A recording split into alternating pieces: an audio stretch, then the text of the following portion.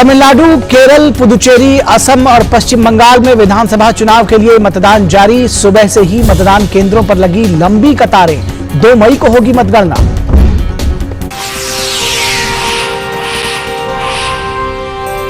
तमिलनाडु में 37 जिलों की कुल 234 विधानसभा सीटों के लिए एक ही चरण में हो रही है वोटिंग।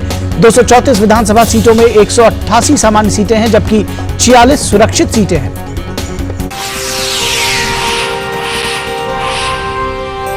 तमिलनाडु में इस बार हो रहे विधानसभा चुनाव में विभिन्न दलों और निर्दलियों सहित कुल 3,998 उम्मीदवार चुनाव मैदान में हैं, जिसमें से 411 महिला प्रत्याशी हैं, जबकि 2 थर्ड जेंडर के उम्मीदवार हैं।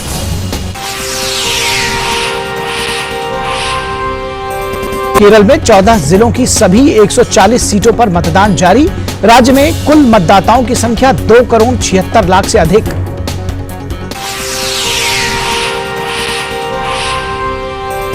केरल विधानसभा चुनाव में कुल 957 उम्मीदवार हैं। कोविड-19 को देखते हुए प्रशासन ने मतदाताओं और मतदान कर्मियों के लिए खास गाइडलाइंस भी की हैं जारी।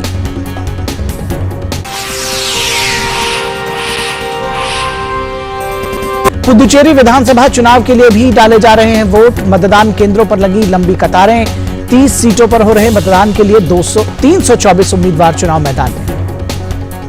पुदुचेरी में कुल मतदाता 10,04,197 हैं, जिसमें से महिला मतदाता 5,31,431 हैं। कुल 1,551 पोलिंग स्टेशंस बनाए गए हैं। कोरोना काल में हो रहे चुनावों को लेकर चुनाव आयोग ने किए हैं खास इंतजाम।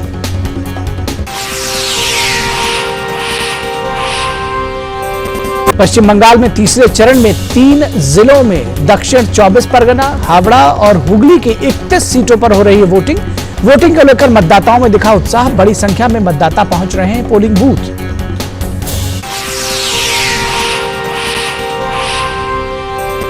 असम में भी तीसरे और अंतिम चरण में 40 विधानसभा सीटों के लिए हो रही है वोटिंग। कोविड के चलते किए गए हैं खास इंतजाम।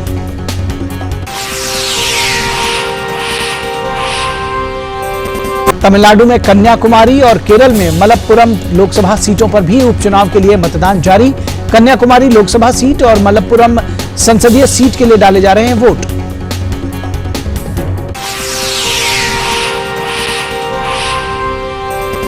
देश में कोरोना के बढ़ते मामलों के मद्देनजर केंद्र ने 50 उच्च स्तरीय टीमों को महाराष्ट्र, छत्तीसगढ़ और पंजाब के लिए किया रवाना। इन राज्यों में कोरोना वायरस की दूसरी लहर के कारण हालात बेकाबू हो गए हैं।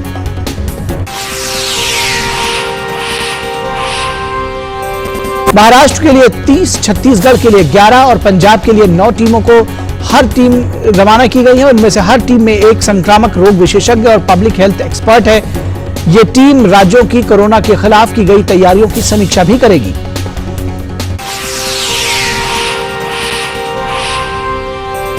तीनों राज्यों के लिए नोडल ऑफिसर नियुक्त किए गए हैं। रोजाना ये टीम राज्यों में प्रभावित जिलों से नोडल ऑफिसर्स को देगी रिपोर्ट।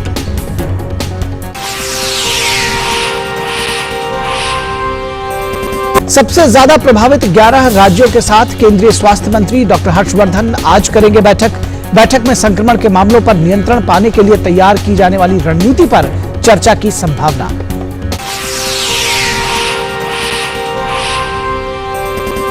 महाराष्ट्र में कोविड-19 के पिछले 24 घंटों में 47,288 मामले दर्ज। 155 ने तोड़ा दम। सीएम उद्धव ठाकरे ने पीएम मोदी को लिखा पत्र। रात 8 बजे से सुबह 7 बजे तक नाइट कर्फ्यू जारी।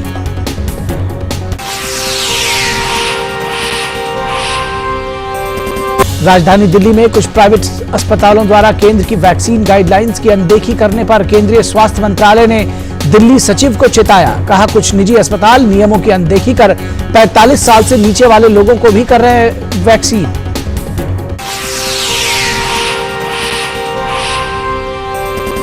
दिल्ली सरकार ने आज से कोविड टीकाकरण केंद्रों का समय बढ़ाया। 1/3 केंद्रों पर टीकाकरण का काम 24 घंटे चलेगा।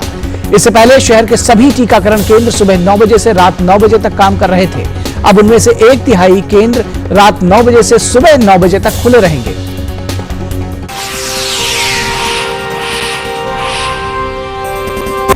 दिल्ली के मुख्यमंत्री अरविंद केजरीवाल ने कोरोना को काबू में करने के लिए प्रधानमंत्री नरेंद्र मोदी को खत लिखकर टीके के लिए उम्र सीमा खत्म करने की मांग की। केजरीवाल ने लिखा कि जितने ज्यादा लोगों को टीका लगेगा उतना ही कोरोना के फैलने की रफ्तार कम होगी।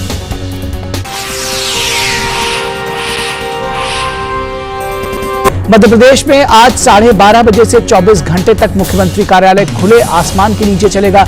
राज्य में कोरोना के बढ़ते मामलों के चलते लोगों को मास्क पहनने, 2 गज की दूरी बनाए रखने और जनता की सहभागिता के लिए मुख्यमंत्री ने यह निर्णय लिया है।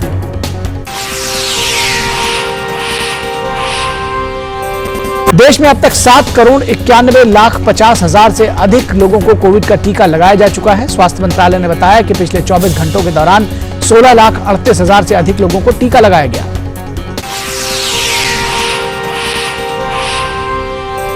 भारतीय जनता पार्टी का 41वां स्थापना दिवस आज। प्रधानमंत्री नरेंद्र मोदी स्थापना दिवस पर पार्टी कार्यकर्ताओं को करेंगे संबोधित।